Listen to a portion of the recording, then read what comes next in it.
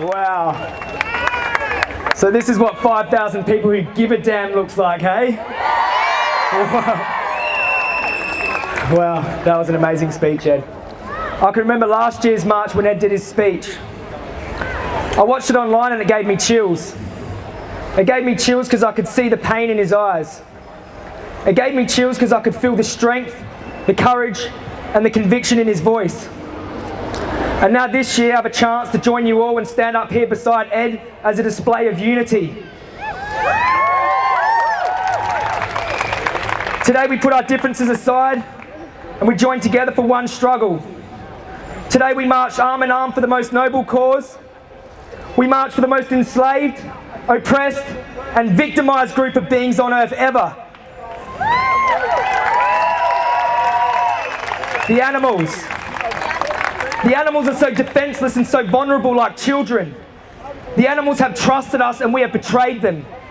Humans have betrayed their trust and have systematically tortured and murdered these innocent childlike beings for something as trivial as a sandwich. Sometimes I feel ashamed to be called a human being, to stand upright. But then I look around at this sea of strong, courageous activists and it makes me so proud and so positive.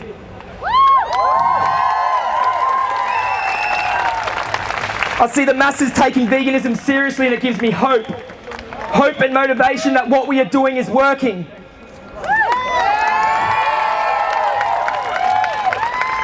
Yes, the animals are innocent. Yes, they have done nothing wrong to deserve the horrific abuse and torture humans inflict on them every second of every day.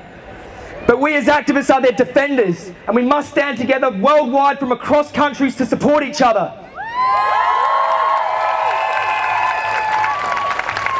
Today we stood together for the plight of animals. We stand together in solidarity for animal liberation, and we'll march into the streets and make sure our voices are heard. For every single time we turned a blind eye to their suffering, we owe them. For every single time we participated in their murder, we owe them. Being an activist is the very least we owe them. You know, when Ed and Luna brought out their animal rights film, Land of Hope and Glory, I watched it and I wept. I wept because I felt helpless.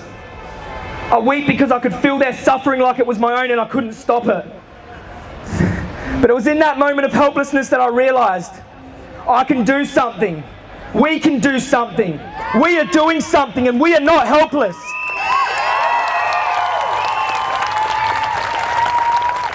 We can stop this. And by channeling all that emotion into our activism, mark my words, we will stop this. We must work tirelessly as activists towards a vegan world. We can never have peace until the animals have peace. We can never give up, no matter what.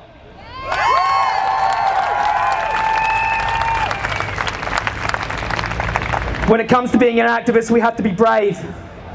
Courage isn't something you're born with. It's something you build on and work on. It's something that comes from gradually stepping outside of your comfort zone and speaking out against injustice. Courage is feeling the fear and doing it anyway.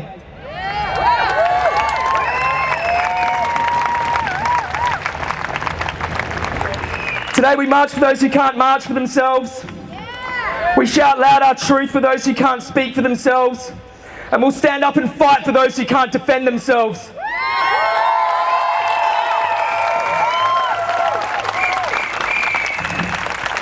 Never underestimate the power of a fearless, dedicated group of activists. This is the power we have when activists unite. And we won't stop until we have total animal liberation.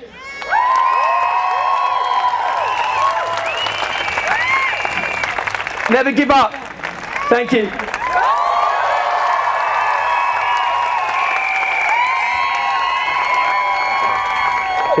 Thanks, guys.